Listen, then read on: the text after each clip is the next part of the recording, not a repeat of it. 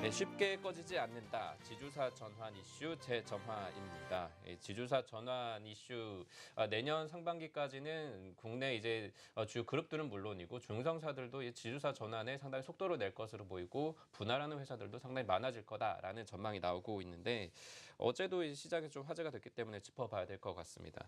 김영철 대표님께서는 이 지주사 전환 관련한 이슈에 대해서 좀 어떻게 전망하고 계시나요? 네, 우선 뭐 삼성전자 그룹을 필두로 해가지고 전체적으로 지금 지주사에 대한 많은 기대감을 나타내고 있는 상황입니다. 사실 뭐 오너의 지배력을 강화하기 위한 지주사 전환, 결국은 인적 분할이라고 보시면 될 것 같은데요. 이러한 대기업뿐만 아니라 중견기업 역시도 지금 인적 분할에 대해서 많이 추진을 하고 있는 상황이라고 보시면 될 것 같습니다. 야권에서 지금 법안이 이제 통과가 될지, 야권에서 발의한 법안이 통과될지는 아직 미지수이지만 이것이 만약 통과가 된다 그러면은 추후에 이제 인적 분할로 갈 때에 부정적인 방향으로 갈 수 있다라는 오너들의 생각이 있기 때문에 빠른 지주사 전환으로 가려고 하는 흐름들이 나타내고 있겠고요. 지난번에 뭐 메일유업 같은 경우에도 한번 소개시켜 드렸듯이 이러한 흐름들은 결국은 지금 기업의 가치를 높이고자 하는 흐름, 거기다가 경제 민주화의 흐름에 따른 경제 민주화의 흐름에 따라서 간다라고 보시면 될 것 같습니다. 이러한 추세는 앞으로 좀 더 이어질 것을 보여지고 있겠고요. 내년 상반기까지도 중견 회사들의 이제 지주사 전환, 즉 인적 분할에 대한 우리가 좀 초점을 두고 보시는 전략이 좋을 것 같습니다. 네, 두 번째 이슈입니다. 끝나지 않은 질주, 코스닥 IT 부품주 신고가 행진.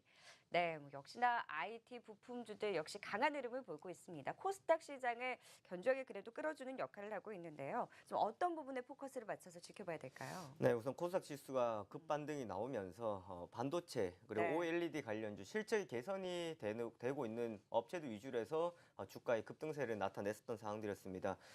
코스닥 지수와 코스닥 지수와 함께 상승했다라는 것은 결국 지수를 좀 함께 끌어줬다라고 보실 수가 있을 것 같은데요. 이 이유는 대규모 3D 낸드, OLED 투자 확대에 따른 기대가 바로 삼성전자의 설비 투자 예산 중에서 상당 부분을 활용한다라는 것이 크게 작용했다라고 보시면 될 것 같고요. 실적 개선이 가장 컸다라는 거였습니다. 사실 지수가 많이 떨어졌고 주가가 반등이 나올 때에 가격적인 매력을 통해서 반등이 나올 수도 있겠지만 실적이 없다 그러면은 반등은 제한적일 수밖에 없다라는 거였습니다. 하지만 이렇게 신고가가 나오고 있는 종목들의 공통점은 4분기 실적도 괜찮고 2017년 실적도 기대가 되고 있다라는 점이라고 보시면 될 것 같습니다. 그래서 2017년 상반기까지 실적 상당히 좋을 것이다. 그리고 전체적으로 봤을 때도 2016년보다 좋은 2017년이 기대되는 업종들이다라고 보시면 될 것 같습니다. 거기다가 외국인들의 수급 그리고 기관들의 수급도 꾸준히 유입이 되고 있다라는 점이었는데요. 외국인들의 매수세가 유입이 되고 있다라는 점은 그만큼 수급을 통한 강한 상승이 나타나고 있다라는 점들이 되겠고요. 이 위치적인 흐름으로 봤을 때는 크게 무너진다라기보다는 크게 수급이 이탈되기 전까지는 한 단계 지수를 좀 올려놓는 흐름이라고 보시면 될 것 같습니다. 그래서 IT 부품주들은 앞으로도 꾸준히 우리가 관심을 가지고 지켜보셔야 될 업종이라고 보시면 되겠습니다.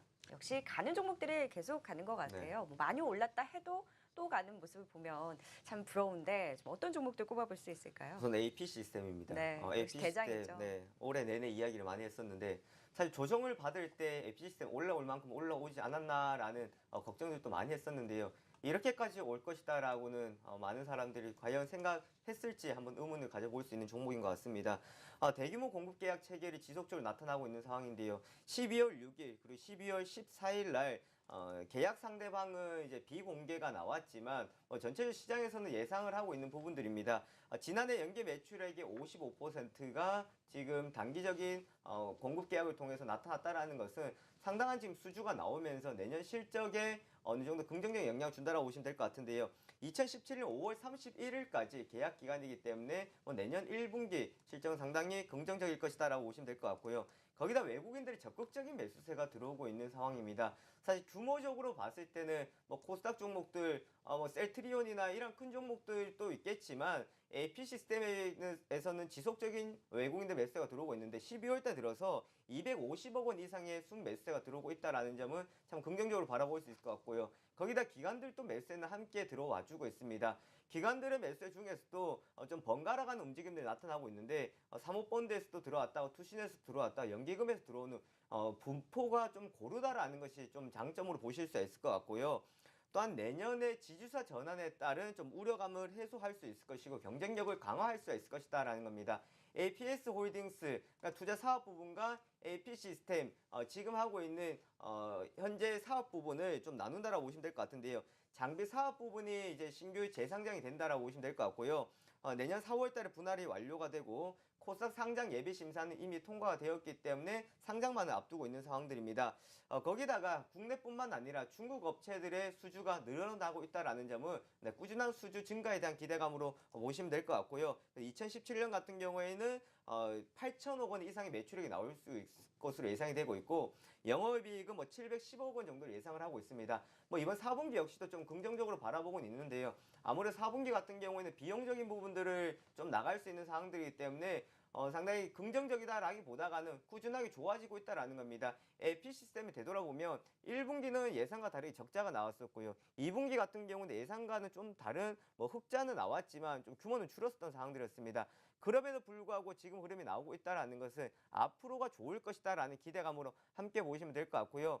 AP 시스템 같은 경우는 꾸준하게 우리가 관심 종목으로 보시되 이제 내년 4분기 정도 전에 조정이 받는다 그러면은 그때는 지수 전환에 따른 기대감으로 함께 보시는 전략이 좋을 것 같습니다. 네. 네, 한 종목 더 짚어볼까요? 네, 그다음 종목은 이제 테스입니다. 테스는 반도체 업종들의 강세에 좀 많이 힘입었다라고 보시면 될 것 같은데요.